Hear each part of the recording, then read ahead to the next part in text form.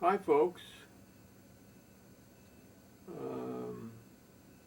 Make an ass of yourself. It's one of the few free pleasures left.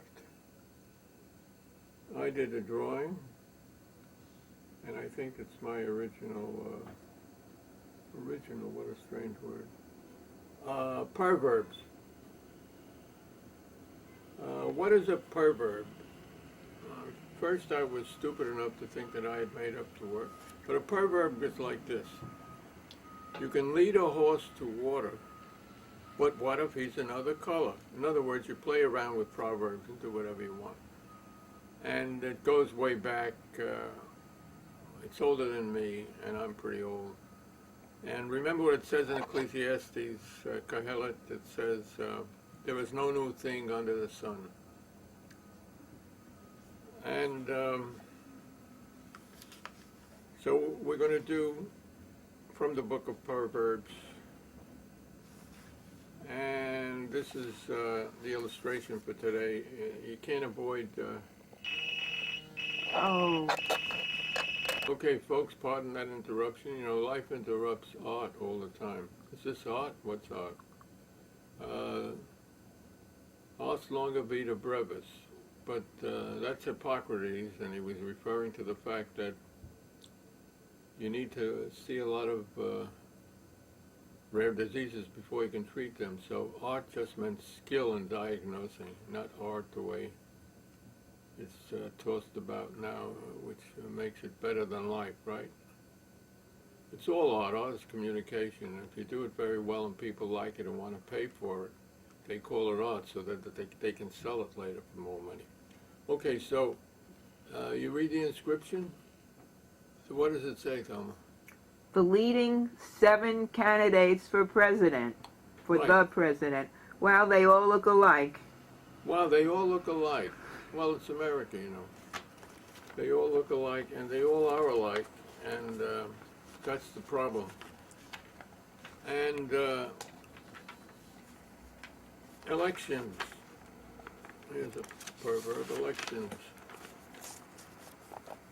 The French on top. A trap for fools, Jean-Paul Sartre. He said that, I think, in the 50s, actually. And,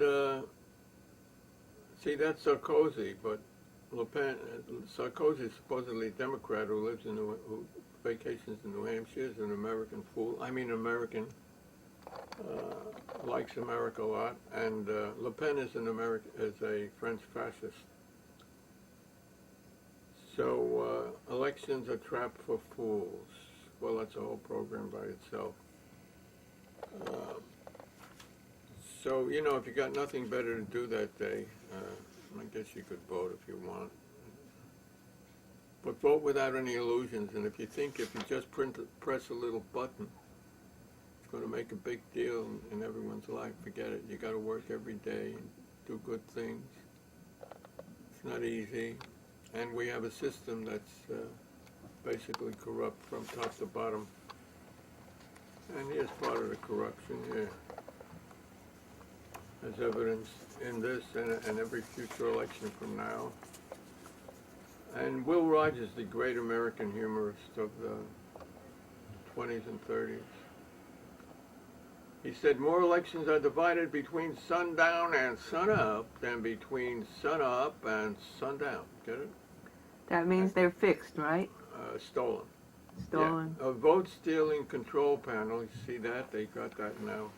And this presidency is brought to you by the Diebold Computer Corporation.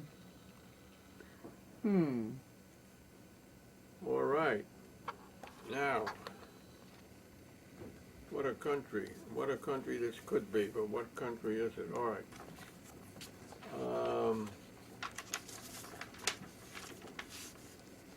It wasn't until a long time after I first heard Patrick Henry say, give me liberty or give me death, just before the American Revolution.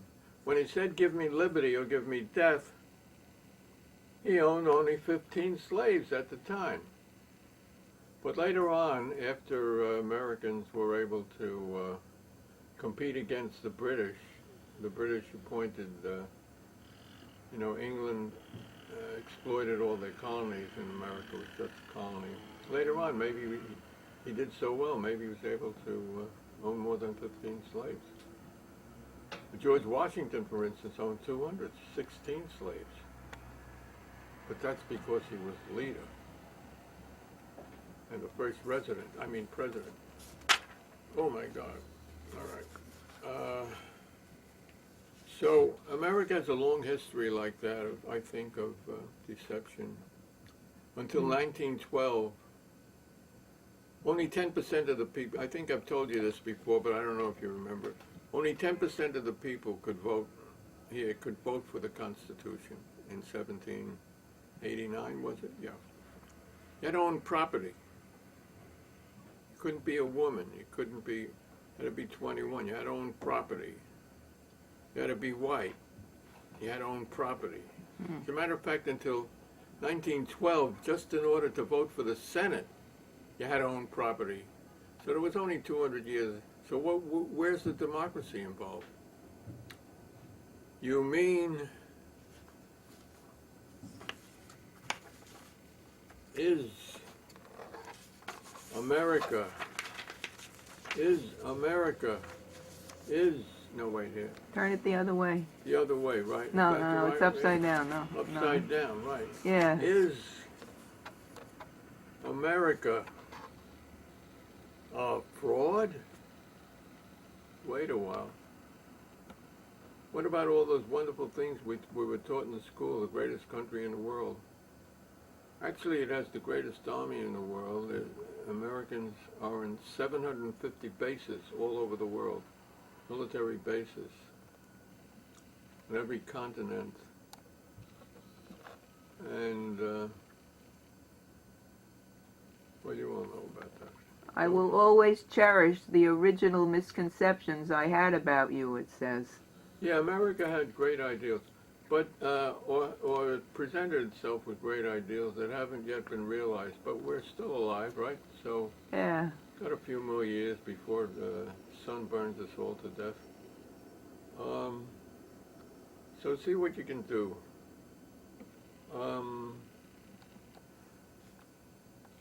Okay. Now, here's part of the great American heritage.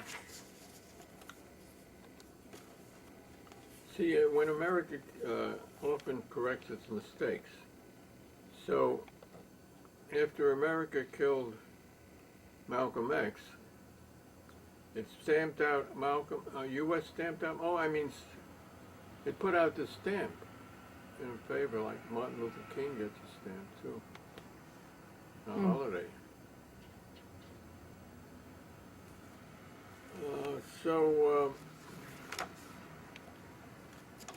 So remember that old pervert. If you're so smart, how come you're rich? Huh? Let's see, it takes a lot of people working hard to make another person who doesn't work at all very rich. That's how it works.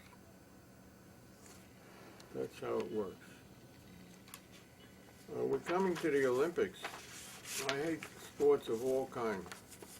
Sports are substitutes for war, you know. So they're an advantage. As a matter of fact, if you go back, when the Spartans invented football, I think they were using a human head as a football. That's a joke, but the truth is that in the Western Hemisphere, some of the Indian civilizations did use human heads to play a kind of basketball game, and I think the losing team lost their heads too, so they had more balls. So, can you read this? Yeah. I like the, so these are the fig leaf event. And the winner is the Germans. You see how that foot is just covering the crotch of the that's a work of art. Which one is the German one? This one. Can you read Oh, it? that one. Yeah, we were in close on that already. We saw that. That's handsome. That's the German one, and the second place That's is the really Greeks. handsome. Look how wonderfully they use their robes to cover up their bad things. Oh, yeah. And third place, it Yeah. shows you how you can how fig leaves grow too. Diagram showing proportionate growth of different parts of the fig leaf, of the body, at various ages from 1 to 21. And this is my favorite, the honorable mention. This guy had a hydrocele, an enlarged testicle. Oh, I thought But that he was the doesn't have winner. a penis, so that's okay. Which is the winner? The winner was I thought the gold. The gold medal was awarded to the Germans, who it said in German. Let me read it for you.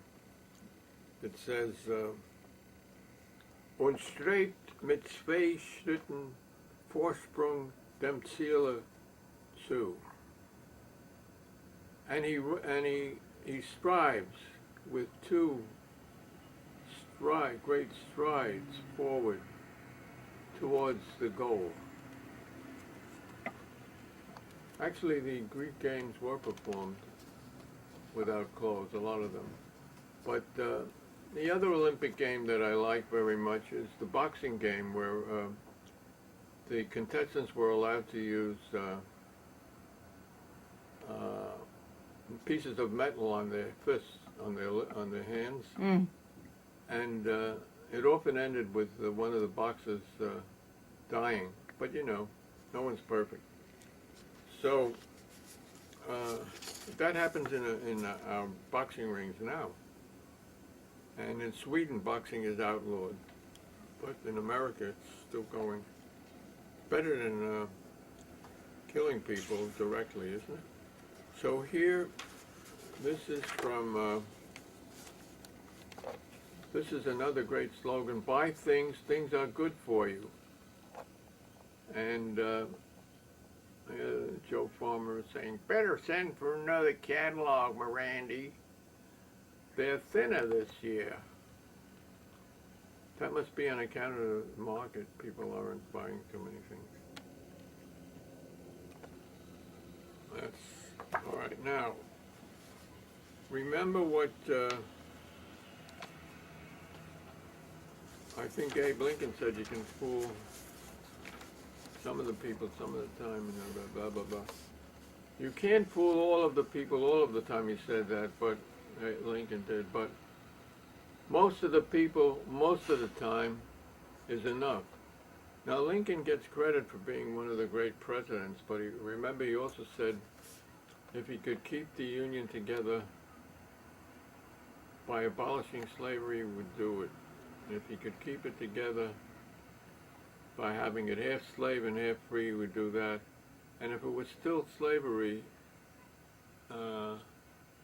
where it is now, where it was then, that would be all right too. So the Civil War, in spite of what you learn in school, was basically a contest between the northern capitalist manufacturers and the agrarian economy of the South, as to who would control Congress and who would control all the economy and the tariffs, and which section of the country, which capitalists in which sections of the country would make more profit than the other capitalists. And Lincoln had a hard job. For instance,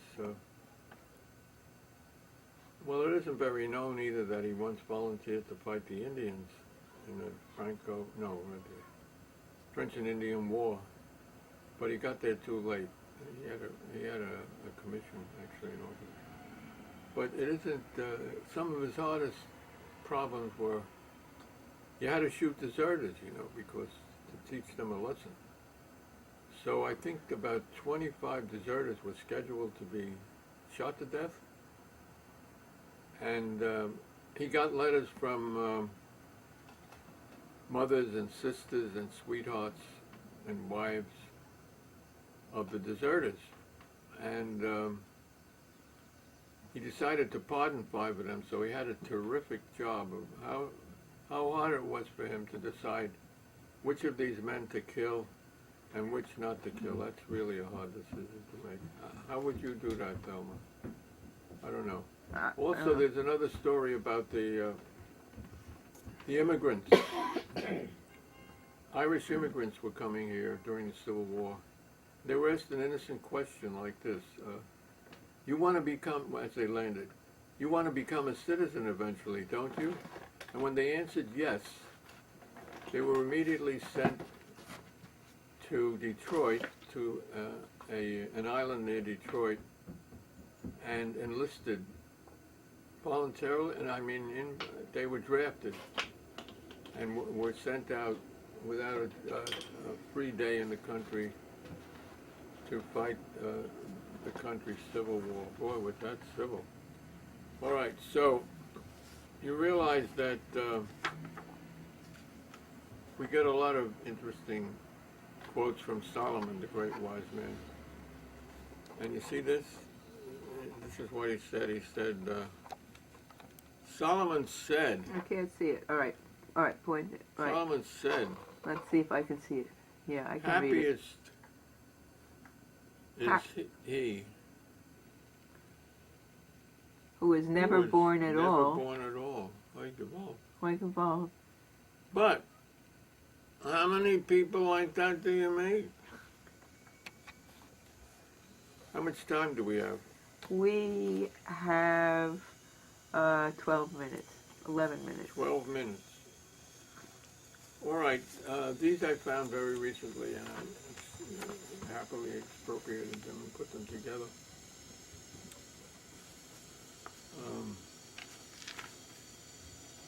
You know, there's an endless plethora of perverts. You can make them yourself, you know.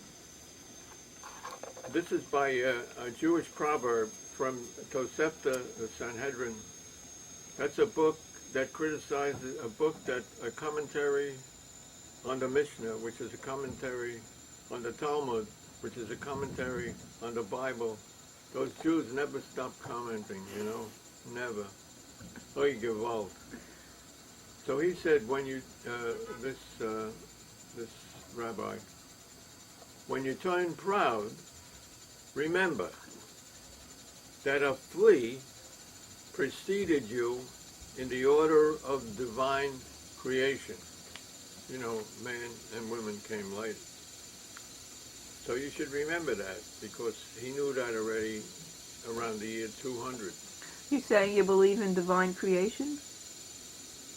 He did, sure. Okay. And then this is a very late, a new statement of that I found in a catalog that wants to sell you t-shirts, but I thought it was very clever. But it's basically saying the same thing, only with the present day technology. Over 25% of human genes are the same as those of a banana. Get over yourself. Get over yourself, Mr. President, Mr. Premier, Mr. Teacher, Mr. Professor, Mr. Tuli. Get over yourself. Because, as Crum said, the whole universe is completely insane. We knew that. It took me some time to figure that out. Did you figure that out yet? Yeah. Yeah, the whole universe is completely insane. Yeah, but everyone is crazy in their own particular way. And that's what makes life so interesting. Yeah, but who judged the universe to be insane? Crumb. But I Isn't he think part of it? insane people would recognize that the universe is insane. And people who are not insane would take a little more time. So live it up, baby, before it lifts you up. You know, as the world fastly, as the world fastly burns, live it up, baby. So, how much time we got left? We have 8 minutes. 8 minutes? Yeah. All right, so we go to the second string here. Don't worry. You've got enough here to give you a headache.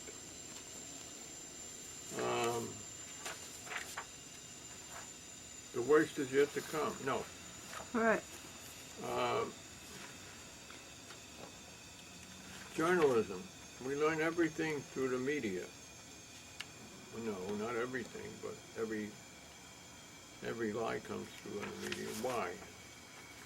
Because it's profitable. If this is a cartoon drawn by Art Young, America's greatest cartoonist. He died probably in his 1930s. And the quote is by John Swinton, who was a great journalist and an editor at the New York Times. You remember the New York Times? Used to be a good paper. Oh, a good paper? Used to be a paper. You know this, and I know it. You see, you can see. It looks like these are prostitutes. And the only thing that's really changed here is the which advertises instead of railroads now, for instance, you have airlines. You know this, and I know it. And what folly is this to be toasting an independent press? You call them prostitutes? Yeah. That's funny. We are the tools and vassals of rich men behind the scenes. We are the jumping jacks. They pull the strings, and we dance. Our talents and our lives are the property of other men. We are intellectual prostitutes. And that man ought to know. He was a top editor at the New York Times. Now, some of you may believe in education, right? And there's some good there somewhere if you can find it. I know people who went to Harvard and been up that way a while. And this is another list of great Harvard people.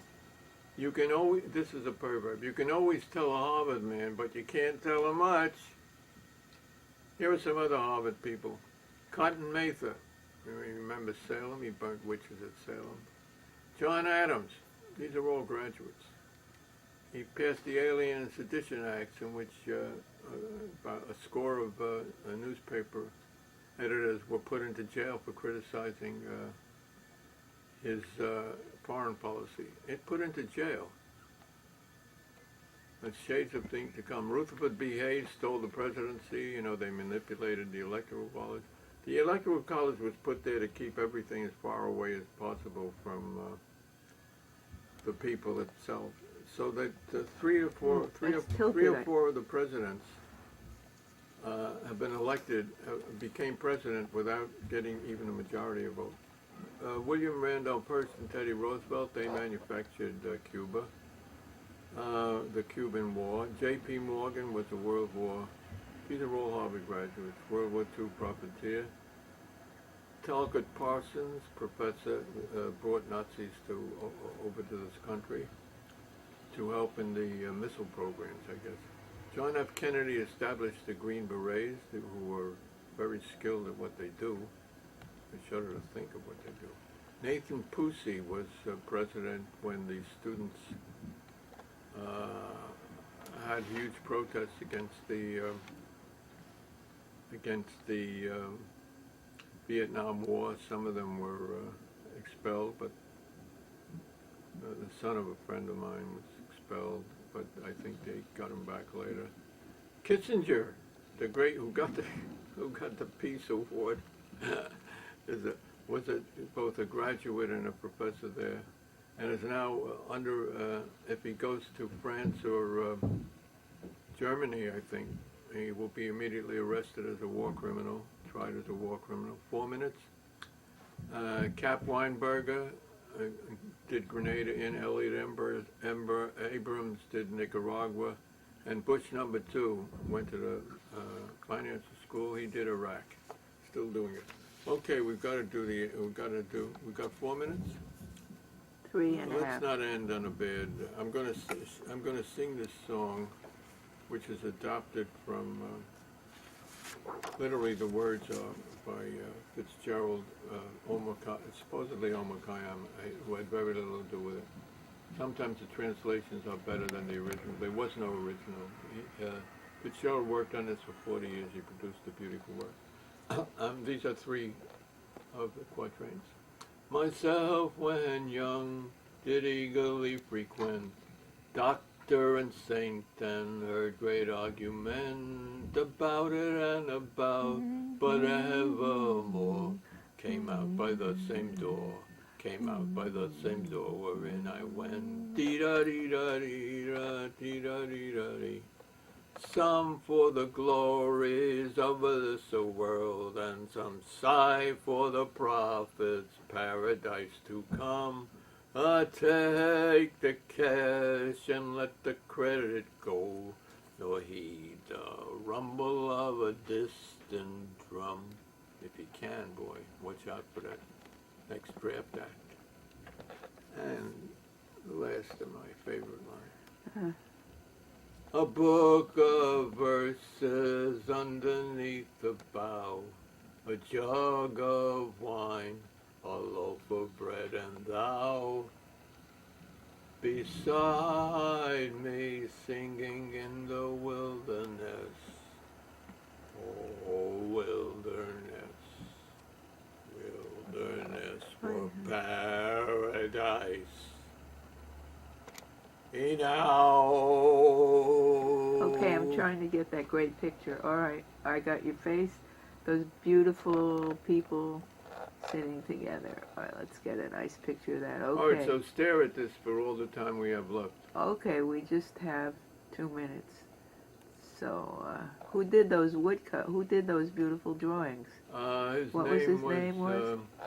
How long ago? His name is on here. I can't read it. Oh, right. Let's see. It was